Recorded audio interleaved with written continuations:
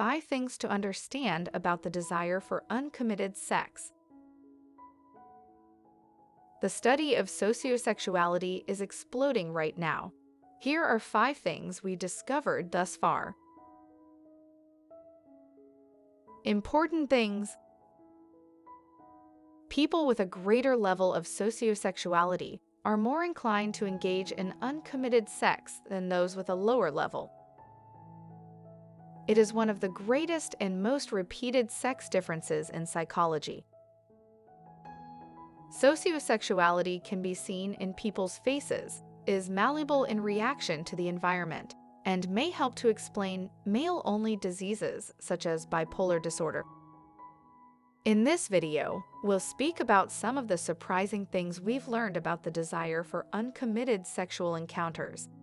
This is referred to as sociosexuality by psychologists. A more unfettered or higher, sociosexuality is associated with more willingness to engage in no-strings-attached liaisons, as compared to a more limited or lower sociosexuality, which is associated with a preference for sexual activity in the context of a committed relationship. A great deal of mating and relationship research, especially in evolutionary psychology, is centered on sociosexuality and relationships. So here are some of the most important things you should know about it. It is divided into 3 sections. Sociosexuality is divided into 3 categories: how frequently you engage in uncommitted sex, behavior, whether you believe this is acceptable, attitude, and how often you think about or want it, intention, desire. Frequently, all of these components point in the same direction. People desire it, believe it is okay, and go ahead and do it. This, however, is not always the case.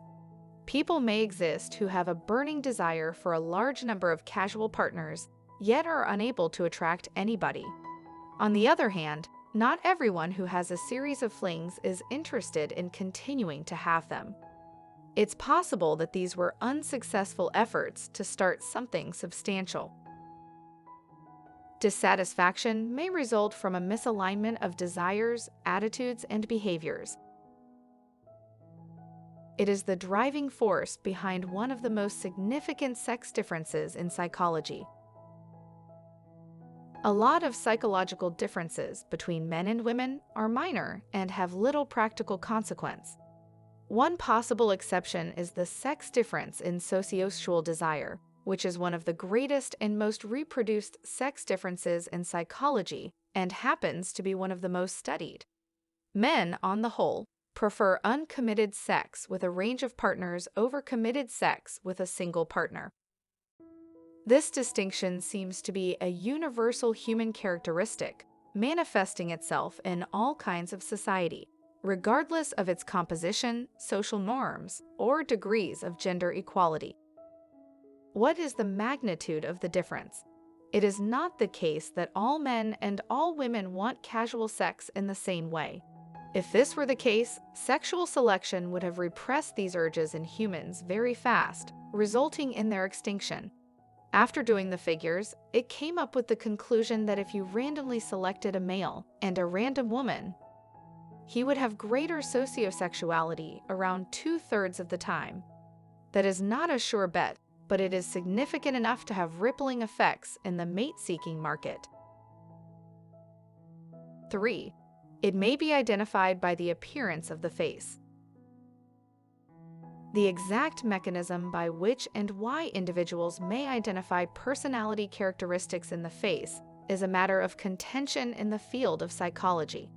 It is by no means flawless, and to detect it, you typically have to push individuals to choose between faces that are on opposing ends of a spectrum from one another. People, on the other hand, can. Detecting sociosexuality is no exception to this rule. Viewers of actual individuals and computer-generated composites tend to assess unconstrained faces as being more interested in casual sex than restricted faces, according to the results of this study. Men tend to find the faces of unfettered women more appealing than the faces of limited women, although the converse is true for women. In other words, whereas one sex could interpret this information as a sexual access signal, the other would interpret it as an unlikely to invest indication. It is both fixed and adaptable. Sociosexuality is often referred to as a trait, a measure of persistent personality that is largely consistent in certain research studies. And to a certain extent, this is correct. When you ask participants to take two sociosexuality assessments that are weeks or months apart, the results are likely to be highly correlated.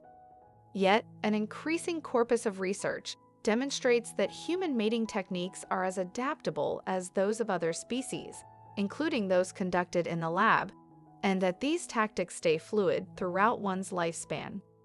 People's preferences for long-term and short-term relationships change in response to many characteristics of their environment, resulting in unconstrained sociosexuality being both a state and a trait. Indeed, research suggests that one's sociosexuality might shift depending on how simple or difficult it is to locate a partner. It helps us to understand other sex differences. The sociosexuality of a person may provide light on the underlying causes of sex variations in mating behavior. Take, for example, the practice of voyeurism. Voyeurism is classified as a paraphilic disease and is considered a masculine problem since it affects males nearly exclusively. Why? In the classic theory, this may be explained by a mix of social roles, media impact, and power dynamics, among other things. However, a closer look into sociosexuality suggests an alternative hypothesis based on the evolution of sex differences. Normal people show an interest in voyeurism, as well as in sex differences. For example, would you be interested in peeping into the bathroom of a member of the opposite sex who was undressing if they weren't aware of it? And as we just discovered, a significant percentage of this disparity may be attributed to sociosexuality. This information is beneficial. That these diseases are severe versions of regular characteristics of human mating psychology, as shown by this research, may have consequences for their treatment. These are simply a few of the fascinating aspects of sociosexuality that may be discovered. The link with polygyny discussed sensitivity and dread of sexually transmitted illnesses, as well as how it influences mate choices for factors like sexual history, are some of the others. If you enjoyed watching this video, please share it with your friends, and I would love to hear your thoughts in the comments section below. Until next time, thanks for watching, stay safe and awesome.